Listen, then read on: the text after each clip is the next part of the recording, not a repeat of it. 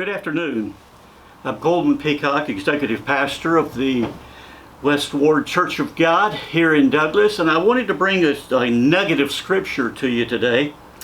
And it's found in Matthew chapter 5, verse 41, and it's right in between the Beatitudes and in chapter 6, whenever Jesus is talking about the Lord's Prayer.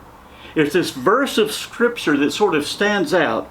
In verse 41 of chapter 5, it says, "And whosoever compels you to go 1 mile, go with him 2." In order to understand this particular passage of scripture, you have to go back to first century Palestine. And there, Rome had conquered about all of the Mediterranean area. The Roman Empire was a huge empire. And the Romans had built what they called superhighways to go into the remote regions. And from every one of these regions, the highways that were coming back were marked by highway markers. They put on these every mile, much like we have our highways today. And on that it would tell how far it is to Rome. Therefore we get the term, all roads lead to Rome.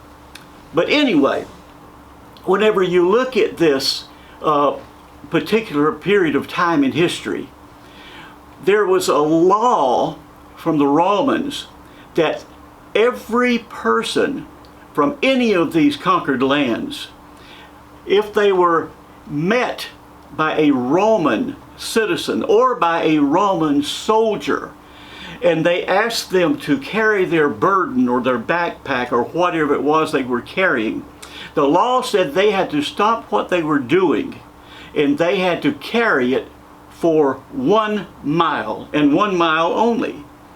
And Jesus says in this particular passage of scripture, "And whoever compels you to go 1 mile, go with him 2."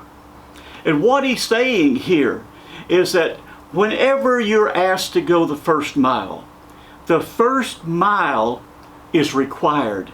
It's required by everyone under law. But if you look at them after the first mile and you look at the Roman soldier who has stopped you from your work and you're carrying his burden, and then at the end of that mile you look up and say, "Hey, I'll carry it the 2nd mile." I'm sure that presents a sort of a moment of awe to the Roman soldier, wondering, what kind of person is this? But Jesus is telling us that you go the 1st mile because it's required, but you go the 2nd mile because you want to. And it's that 2nd mile is where you get the golden nuggets from it. It's that 2nd mile that's a miracle mile. You never hear anybody talk about their 1st mile. It's always going that 2nd mile. Now the 1st mile is hard, but the 2nd mile you go by choice. And Jesus is telling us today as Christians, whenever someone asks you to go that 1st mile, they ask you to do something for them. Then you look at them and say, "Well, may I do something else for you? Is there anything else that needs to be done? I would be more than happy to help you." And this shows Christian character. And this is especially in this time right now with the coronavirus and with our elderly that are shut in. And we need to call and ask, is there something I can do for you? Can I go that 2nd mile for you? Can I do something else for you? And let's be the Christians that Jesus wanted us to be, through brotherly love, not because we are required to, not because the law says to, but it's because love says to.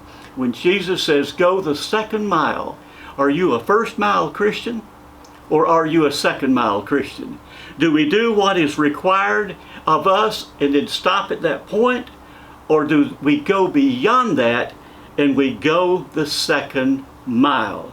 I encourage you today to go that 2nd mile and let people see Christianity and the love that is involved in Christianity spread throughout our area, throughout the world. Let that love flow. It's good to be with you today. May you have a great day, and may the Lord bless you as you go through this day.